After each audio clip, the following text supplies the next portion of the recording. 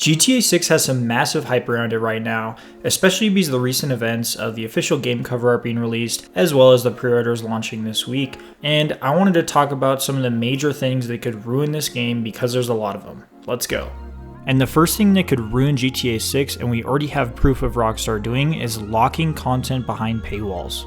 The funny thing about this one is the game hasn't even been released yet, and we already know this is going to happen. Like I said earlier, the pre-orders for GTA 6 already started earlier this week on June 25th, and we can already see that the Standard Edition will have less playable stuff than the Ultimate Edition. For an extra $20, Ultimate Edition owners get access to exclusive in-game businesses that base game players are permanently locked out of. And that's right, folks, the Ultimate Edition is not just cosmetics. Rockstar is actually locking side missions behind the Ultimate Edition, and if you purchase the Standard Edition, you will not have access to these. Really quickly, I wanted to look at the differences of the Standard Edition and the Ultimate Edition when you pre-order them. And for the Standard Edition, what you get is obviously the base game and 2 pre-order bonuses that also come with the Ultimate Edition, one being the Vintage Vice City pack, which gives you a sedan, a garage, and some cosmetics. This also comes with a free month of GTA Plus. As far as the Ultimate Edition, you get everything included in the Standard Edition, plus a Grotti Cheetah, which looks actually really cool. You also get this Hawk and Little Morgan revolver. You get personal weapon skins for both Jason and Lucia. The Ultimate Edition also gives you Jason's motorcycle and his kayak. You also get a mod shop, signature salon styles, a boat. You also get a clothing store which is only open for business with the Ultimate Edition, which sounds like even with in-game currency you can't buy this in the Standard Edition. Another mod shop which is also locked behind the Ultimate Edition. And this is the locked content I was talking about in the Ultimate Edition right here. So as you can see, Rockstar is literally paywalling actual open world interactivity, and for an extra $20, Ultimate owners get access to more missions and exclusive in-game businesses that base game players are permanently locked out of. I don't necessarily think that paywalling content for Rockstar is going to ruin this game, especially because they can kind of get away with things other studios can't, and I also think that if this is only in the story mode, it won't really be that big of a deal.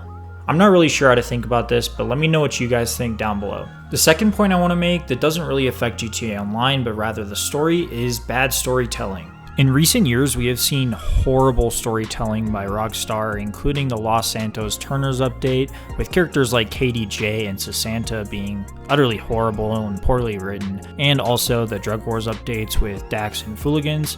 And the dialogue honestly felt unbearable, and I really don't remember any time after 2020 Rockstar has made good storytelling or writing in GTA.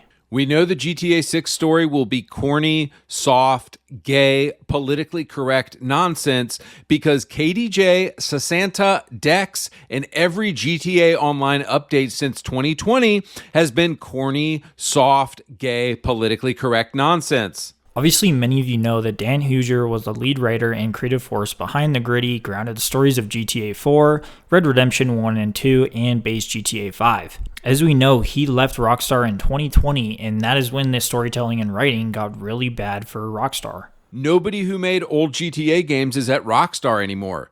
Do you know who created Nico, CJ, Tommy, and all the others? It was Dan Houser, Leslie Benzies, David Jones, Aaron Garbutt, Michael Unsworth. All of them are gone, kiddo. I don't know about you guys, but growing up, I had a lot of fun playing GTA 5's story, especially playing through Franklin, Michael, and Trevor, and a lot of that was due to who was writing at Rockstar at the time. With a lot of the great minds that made our games like San Andreas, GTA 4 and GTA 5 being gone, I'm not really sure where they're going to take the story with GTA 6, and although it looked pretty good in the trailer so far, I'm not really sure if that's enough to tell if it'll be good or not.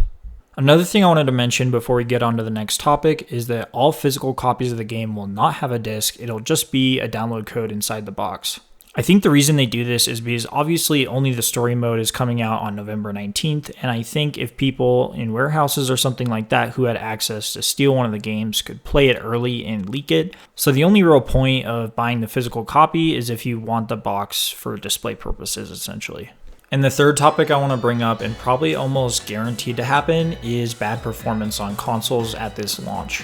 We've had recent leaks from retailers like MediaMarkt that suggest the game will have a performance mode, but I'm pretty sure this is only going to be for PS5 Pro, and I really don't know how good the performance will be on PS5 or Xbox Series X or S. Everyone knows the major issue with this is going to be CPU bottlenecking, and GTA 6 is obviously going to be pushing massive NPC density, insane physics, and complex AI. Even if you drop the resolution, the base console's CPUs just aren't going to be able to handle it 60 FPS in my opinion. I think it's probably going to be closer to that 45 range. There's really good reason right now to assume that we will not be getting 60 frames per second on any console, with Sony officially announcing that GTA 6 will be PS5 Pro enhanced, but even they are being incredibly vague about what that means, and I think that's a very good indicator that we will not be getting 60 frames per second on almost all consoles. We'll really be able to see what their performance is like on this launch when it's only just a story mode for consoles, and that'll give us an educated guess on what we can expect when GTA Online for GTA 6 comes out. My best guess is this situation will be a lot like GTA 5 on the PS3 and Xbox 360, and in a couple years when new gen consoles come out, it'll be a lot more playable at that point. Another point I want to talk about is not releasing on PC for day one. Of course, this is kind of a Rockstar classic. I mean, they delayed the PC version for GTA 5 and RDR2, so we've definitely seen this kind of thing before. Take-Two's CEO Strauss Zelnick recently tried to justify the delay by saying Rockstar focuses on consoles first because it's their core customer. We all know how ridiculous this sounds, and we know this is not the real reason why they're delaying PC at launch, and the real reason is because console players are way easier to keep online with not trying to get around microtransactions and purchasing shark cards and things like that, as well as mods on PC. In today's day and age, obviously PC players are the majority of the video game market, and that would bring huge sales to Rockstar, but we also know that this could taint the image of GTA 6 because PC players would make a fool of this game, and obviously Rockstar doesn't want that. Not only does PC also introduce mods and getting around purchases in-game, it also brings on hacking and exploits that Rockstar probably doesn't want at the start of the game's release. But the reason I bring up this topic is because if the game fails on the console launch, which is the easiest launch, then PC players won't buy it 2 years down the line, whereas if they launched it at the same time, they'd get everyone to buy immediately before coverage and game footage is on the internet. Almost a side topic, which is kind of related to performance, but I kind of wanted to give it its own topic, is unrealistic expectations. I think we all know that this game is going to break insane records and have probably the most players any game has had ever, and that obviously is inevitably going to be bad for keeping players online. Rockstar obviously knows this, and I'm hoping that they're taking preparations to accommodate everyone on day one launch, but imagine a launch where there are glitches, server crashes, and then there's a massive wave of hate for the game because people simply can't play it. I really hope this isn't an issue, and this is obviously more of an online release type of thing, but I hope this isn't an issue whatsoever for the story launch either. In the next few topics, I kind of want to cover in-game things that could really ruin GTA 6, and the first one that comes to mind is the economy. Everyone who's played GTA 5 since launch knows the downfall of GTA Online and how it eventually devolved into a hyperinflated grind designed specifically to sell shark cards.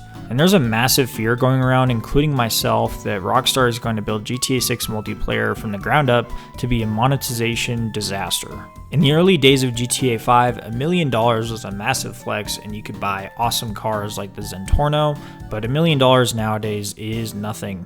Not only has hyperinflation been happening in GTA Online over the years, but Rockstar's also been testing the waters with GTA Plus and shoving it down our throats. There's a very serious concern that GTA 6 could make GTA Plus almost a paywall and you have to buy it to make money in GTA 6. And obviously this is not that crazy of a take because we've already seen in the pre-orders where they're making content locked behind paywalls. Imagine we're 3 years down the line and you can only do certain missions if you buy a nightclub or something like a smuggling ring, and it is locked behind a GTA Plus subscription. Obviously, a similar aspect to the economy is the things in the game. Hopefully we don't get anything like flying oppressors and stuff like that because everyone knows that kind of ruined GTA Online, but I know GTA 6 hasn't even launched yet, so I don't really want to go too much into the economy because they haven't ruined it yet, but we also know that there's a lot of stuff going around about GTA 6 being one of the last GTAs ever, and they're going to treat it a lot as a live service like GTA Online was for GTA 5, and I don't want them to ruin it for me if this is going to be the GTA game I have to play for the next 20 years. Anyways, that's going to be the end of my list. If I missed any topics, let me know down in the comments below, and if you like this type of video, please like and subscribe, and I'll see you next time.